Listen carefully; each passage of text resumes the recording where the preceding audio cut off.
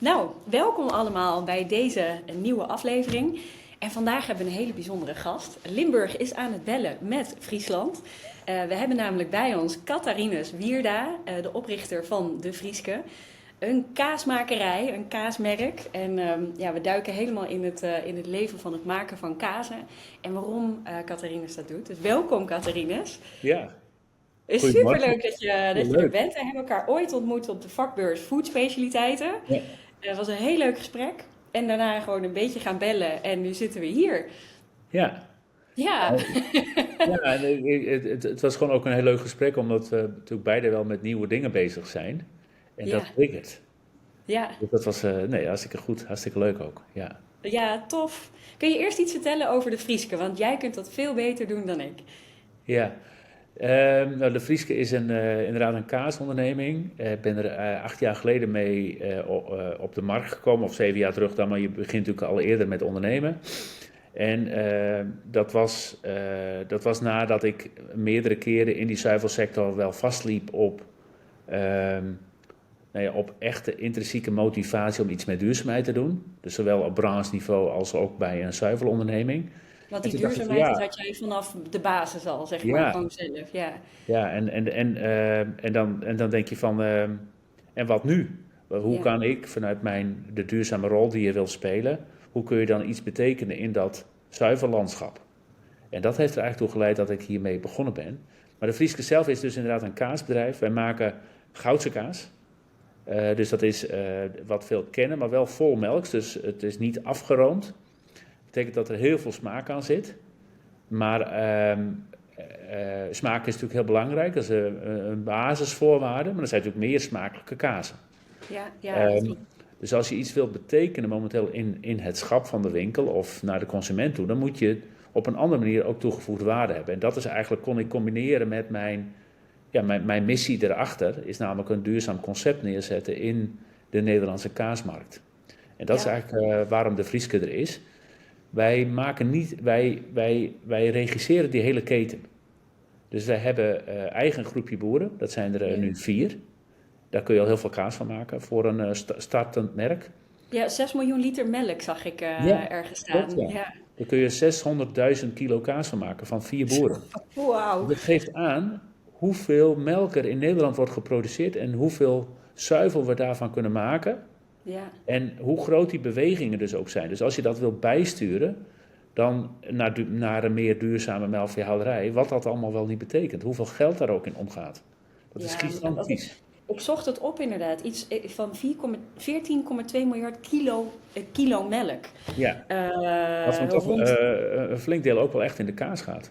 Dus dat Ja, geeft aan wauw. dat wij echt een enorm kaasproducerend land zijn. Ja. Ja, wauw. En wat Ja. ik heel tof vond, wat ik niet wist, is dat ik dacht, jij bent de eigenaar van De Frieske. Nou ben jij de oprichter van De Frieske. Maar het is ook nog een coöperatie waar 400 eigenaren achter zitten. Klopt dat? Ja, dat klopt. Ehm, ik ben wel de grootste aandeelhouder van de Frieske Ja. nog steeds. Maar vorig jaar hebben wij ook om ehm, nou ja, zeg maar extra financiering onder het bedrijf te krijgen, hebben wij share funding gedaan. Ja. Dat betekent dat mensen mede-aandeelhouder zijn geworden van de Frieske. En op die manier het concept ook dragen. En dat gaat van. Fantastisch. Ja, dat is heel leuk om te doen, want ehm, ja, kijk, 8 jaar terug ben ik er wel natuurlijk zelf mee begonnen. En ik ben wel wat iemand die nou, zijn eigen dingen creëert, noem ik maar even. En daarmee heel erg onafhankelijk is. En je hebt dan eigenlijk soms ook wel moeite om hulp te vragen vanuit je bedrijf, zeg maar. Ja. Dus die afhankelijkheid. Dus ik had eerst wel moeite om mensen daarom te laten participeren. Van, nou ja, waarom zouden ze. Dan vraag je, heb je eigenlijk een hulpvraag? Gek, hè? En, en terwijl ze gewoon participeren en het gewoon hartstikke leuk vinden en goed vinden van waar je mee bezig bent en daarom mee willen doen. Dus ik heb dat echt moeten overbruggen en ik heb er heel veel voor teruggekregen. Namelijk Ja. ook een heel groot netwerk die met je mee wil denken, met je meeleeft, ook als het zwaar en moeilijk is.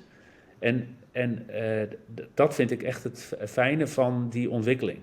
Maar goed, Ja, ik we heb hebben dus hetzelfde. Ja. 200 mede-eigenaren. Ik heb ook nog 100 andere investeerders die eerder in crowdfunding aan de Frieske geleend hebben. Maar ik ben nog steeds wel de grootste aandeelhouder van de Frieske. Nou ja, goed. En voor de rest heb ik maar een heel klein team. Wij maken dus niet zelf de kaas. We hebben een team van 4, 5 mensen. Waarbij we zowel afspraken hebben met die boeren. Daar wordt die melk dan opgehaald. Dan gaat het naar de kaasmaker. Daar hebben we afspraken over onze receptuur. En over hoe dat gemaakt moet worden. Dan gaat het naar opleglocaties voor verschillende klanten en voor verschillende concepten. En wij regisseren dat helemaal. We zijn ook voor IFS Broker gecertificeerd bijvoorbeeld. Dus we mogen ook aan grote retailers zelf leveren. We hebben alles ingeregeld, zeg maar. En dat vraagt heel wat. Dus het vraagt ook een minimaal team die dat kan doen. En het is dus in die zin echt een bedrijf die heel veel doet, maar wel met heel weinig mensen. Maar wel met sterke partners. En dat is een beetje, en dat heb ik bewust zo gedaan, omdat als je zelf kaas gaat maken, dan ben je nog maar net begonnen. Of hij is te groot, of hij is gelijk al te klein. Ja. En je kunt om impact te maken, wil je snel kunnen schalen. En dat is waarom we niet zelf de kaas maken, maar het doen met partners in die keten. Ja, fantastisch. Maar dat zorgt er ook voor dat je echt een beweging op gang kunt brengen. Waarbij boeren en kaasmakers zich aansluiten. Maar dus ook mensen die dat financieren. Die allemaal die missie dragen. Waardoor die versnelling erin kan komen. En ik denk dat dat een fantastische keuze is. Nou ja, als je weer ooit iets van participatie zoekt, zet me op de nieuwsbrief. Want dat vind ik leuk. Het heeft geen zin om naar de bank te gaan voor een startend bedrijf zoals de Frieske. Dat nee, ook wij ook niet hoor. De bank wil ons ook nog niet hebben. Dus. Dat is een waste of time. Ja, helaas. Die doen er niet aan financiering. Terwijl ik denk echt oproep aan de banken van deze wereld. Financier nou juist in dit soort toffe bedrijven. Omdat zij ook een steentje bij kunnen dragen aan de versnelling. Maar we gaan het hebben over... Ja, is goed. Over marketing en dergelijke. En je bent dus opgeleid tot bodemkundige. Ja. Je bent een boerenzoon, dus je komt wel uit het boerenland. En je hebt bij zuivelbedrijven rondgelopen. Ook nog lobbyist geweest, als ik het goed heb, in de zuivelindustrie. En dan toch knaagde dat dus altijd... Ik laat mijn pen vallen. En toch knaagde dat dus altijd dat je dacht... Ja, ik moet zelf echt iets kunnen doen. En wat was nou echt de aanleiding dat je zei, en nu ga ik het doen? Ik weet niet of het aan de kersttafel was, of met oud en nieuw, of met ergens een keer een zomervakantie, dat je zo'n reflectief moment had en dacht, ja, het moet nu gaan gebeuren. Ik ga zelf dit doen. Wat was nou echt de aanleiding? Nee, dat was ik heb inderdaad... verschillende rollen in die zuivel gespeeld. En als je bodemkunde hebt gestudeerd, zeg maar, dan...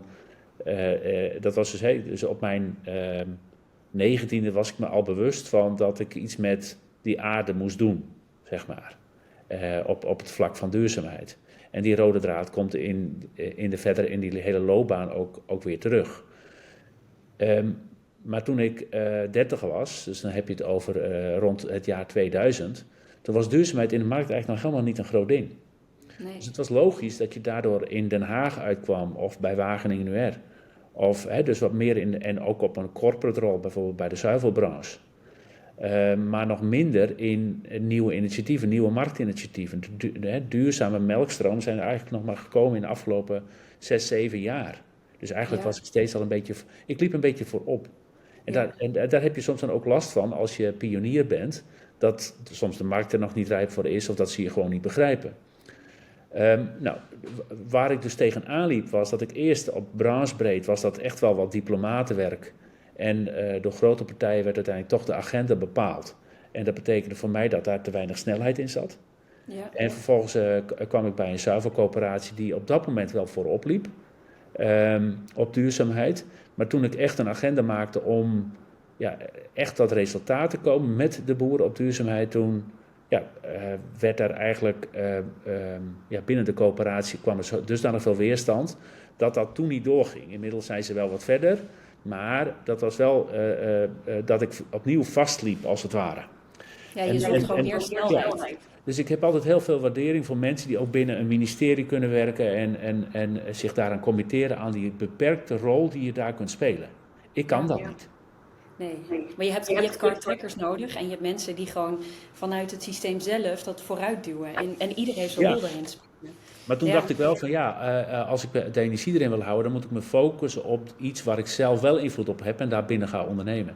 En dat was eigenlijk de aanleiding om zelf te beginnen met een kaasbedrijf in dit geval. En dat heb ik maar De Vrieske genoemd. Ja. En ik denk van met dat woord kun je veel. We hebben ook Gulpener bier. We hebben ook Beemsterkaas bijvoorbeeld. Hè?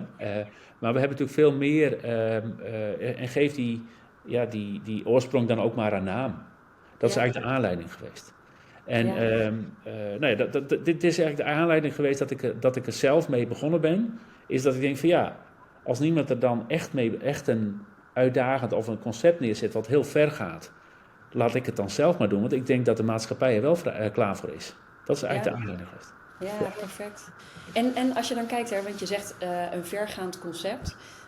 Want je doet het echt anders voor de kaaseters of de mensen die niet in de kaaswereld zitten. Ja. Wat maakt de Vrieske zo, of wat doet de Vrieske zo anders? Wat maakt het zo vooruitstrevend? Nou, het is bij de melkveehouderij en bij zuivel is het wat ingewikkelder dan wat je soms bij varkens of kippen ziet. Hoewel daar natuurlijk ook meer issues spelen die... we hebben ook met landgebruik te maken. Je zit dus op dat land en dan heb je dus ook met biodiversiteit te maken. Dus dat is heel wat anders dan wat we gezien hebben bij de varkens en de kippen, waar vooral naar die stal werd gekeken, naar dierenwelzijn.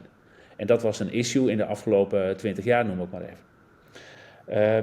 Bij melkveehouderij speelt er veel meer. Je hebt met het landgebruik te maken. Het is een veel bredere duurzaamheid waar je eigenlijk aan moet werken.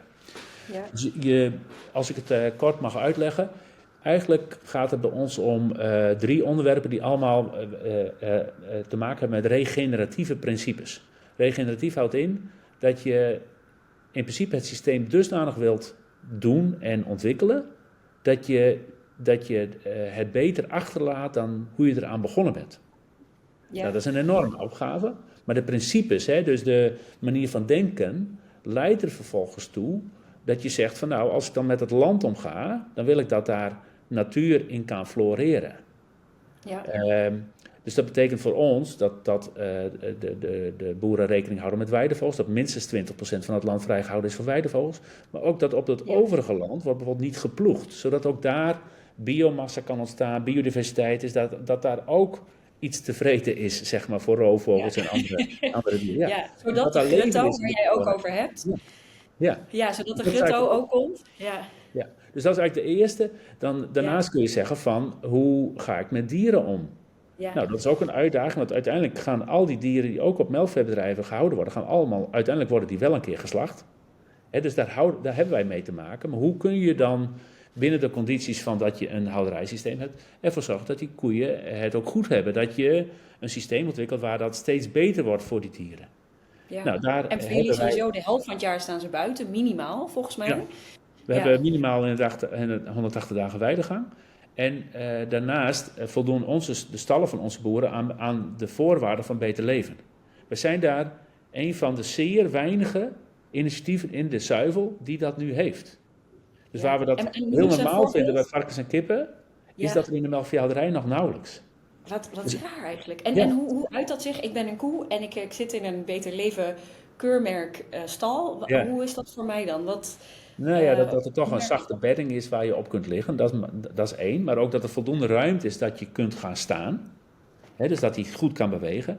Dat er heel veel loopruimte is. Dat iedereen een vreedplek heeft. Dat er veel lucht en licht is. Dat er heel veel beschermingsmaatregelen zijn. Dat als een koe ergens staat te vreten, dat een ander hem er niet uit kan stoten. Het gaat heel veel over dit soort aspecten. Maar het blijft natuurlijk een systeem waar staal en beton is. Maar dat voorkom je ook niet. Alleen daarbinnen kun je wel het systeem optimaliseren. Ja, en je geeft ook voldoende weidetijd, zeg maar. Dus het is ook nog... ze mogen gewoon naar buiten. Het is niet dat ze maximale productie moeten leveren in zo'n kort mogelijke tijd. Nee. Ik bedoel, natuurlijk moet er productie komen, want anders kun je dat niet. Kun je geen kaas maken, geen melk produceren, maar het is geen uitbuiting. Nee. En eigenlijk doordat wij zo lange weidegang toepassen, leidt het er automatisch toe dat de boer ervoor kiest dat de koe minder hoeft te produceren. Ik draai het hem even om. Dus stel koeien staan maximaal op stal, dan wordt er continu op gejaagd om er zoveel mogelijk melk uit te krijgen. Want daar kun je ook op sturen. Ja. Als ze meer in de wei lopen, kun je er minder op sturen. En dat leidt er ook toe dat er minder gepusht wordt op die maximale productie. En ook dat is heel goed. Heel goed voor de levensduur, maar ook voor het welzijn uiteindelijk van die koe. Ja. Mag ik nog het derde? Want nummer 3, zeker. Het derde is dat je wilt werken aan circulariteit. Dus dat je... wij moeten er gewoon naartoe dat er in deze wereld minder grond wordt gebruikt voor vlees en zuivel. Ja. Dus wij gebruiken geen soja of palm. Dus wij gebruiken geen voedermiddelen die vanaf de andere kant van de oceaan komen. Ze moeten, je geeft natuurlijk gras en graskuilen in de winterperiode en daarnaast koop je toch wat voer. Voor energie en eiwit, zodat de koe een goed rantsoen heeft, daar goed op kan produceren, maar ook gezond blijft. Nou, wat je aankoopt, daar moeten we veel kritischer op worden wat daarin zit. Voor een deel zijn het al reststromen uit de voedingsindustrie.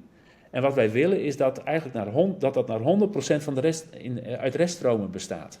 Ja.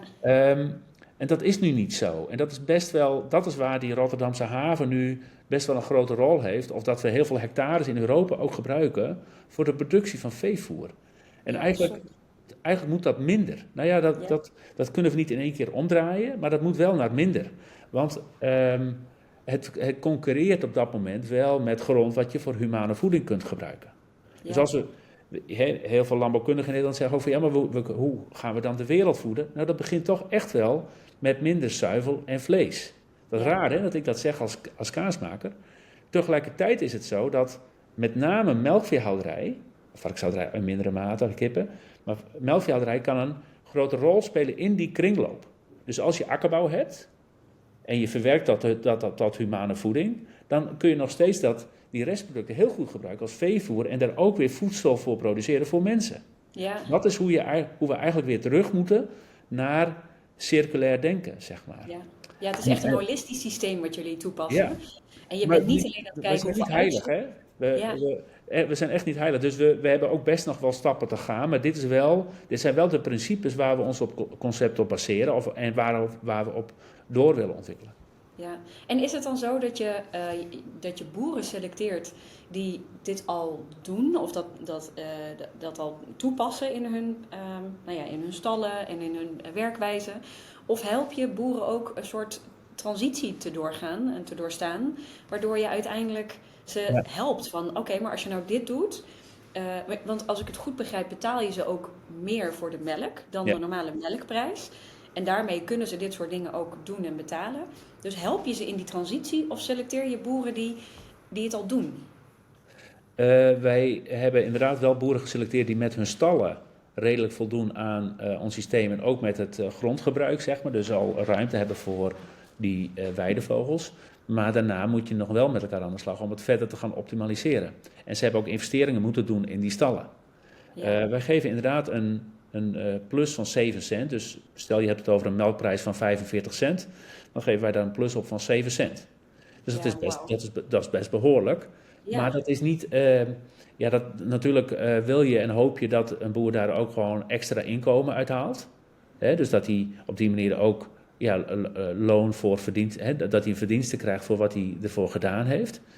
Ja. Maar tegelijkertijd is het een investeringsbudget voor duurzaamheid. Dat betekent dat je natuurlijk bepaalde kosten komen elk jaar terug.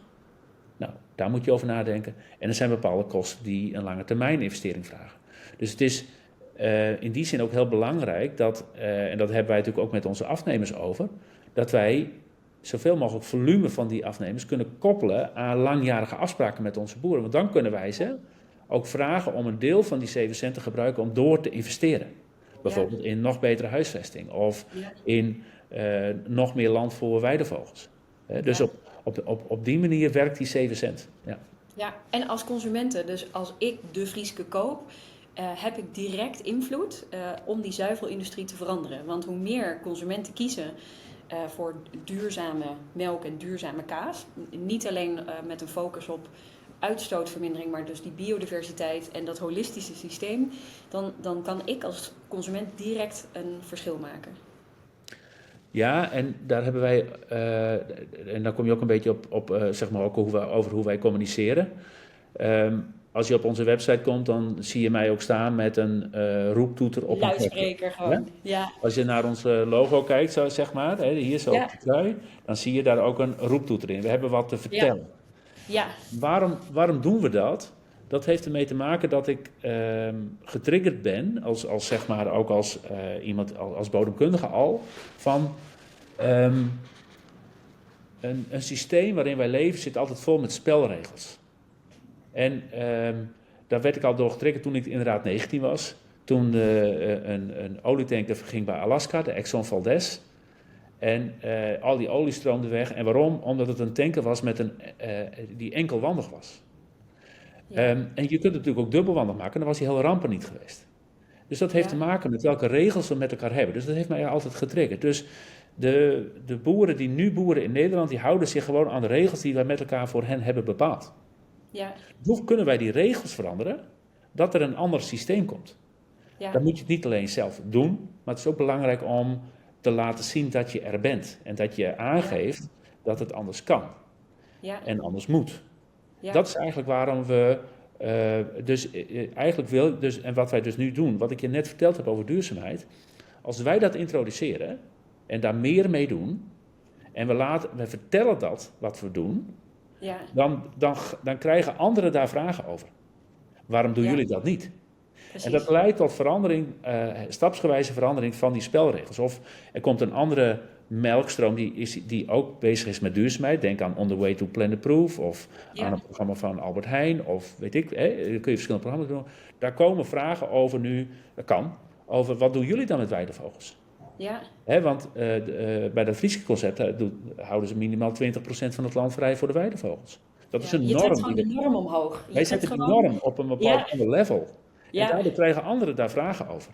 Dat is ja, eigenlijk hoe ik weer naar dat landbouwsysteem, wat eigenlijk mijn oorspronkelijke expertise is natuurlijk, ja, het landbouwsysteem. Hoe kunnen wij daar de regels veranderen, zodat uiteindelijk dat hele systeem daar wat mee moet gaan doen, of kan gaan doen, of daarop bevraagd wordt. ja. En dat is die norm moet je gradueel, langzaam moet je die verhogen, zodat het systeem mee kan en Ja, dat de consumenten ook mee kunnen.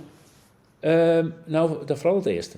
Ja, Want uiteindelijk, wat jij als consument koopt en eet, wordt bepaald door datgene wat jou aangeboden wordt.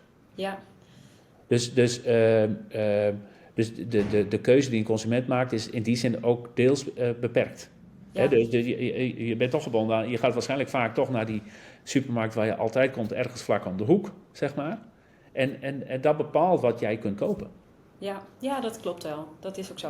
En natuurlijk als er wel meer vraag is naar duurzame producten, bij de ene supermarkt heb je dat meer dan bij de andere, Ja. dan bepaalt dat of je naar de ene supermarktketen gaat of naar de andere.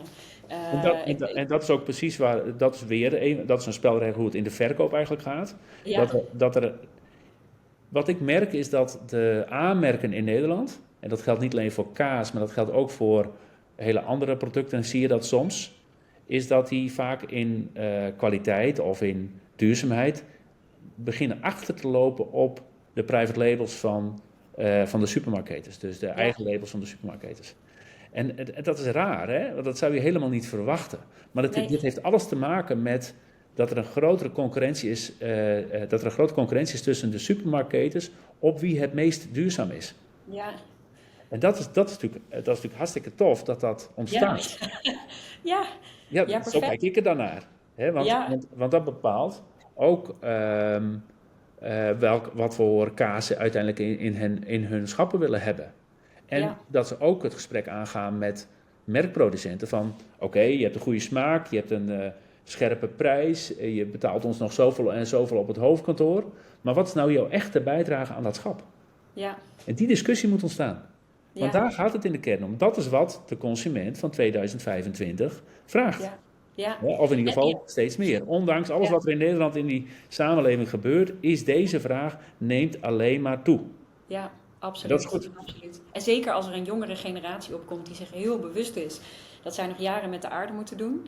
Ja. Die vraag komt steeds meer op inderdaad. En Ja. hoe doe jij dat dan? Want dan gaan we een beetje meer richting het marketingstuk ook.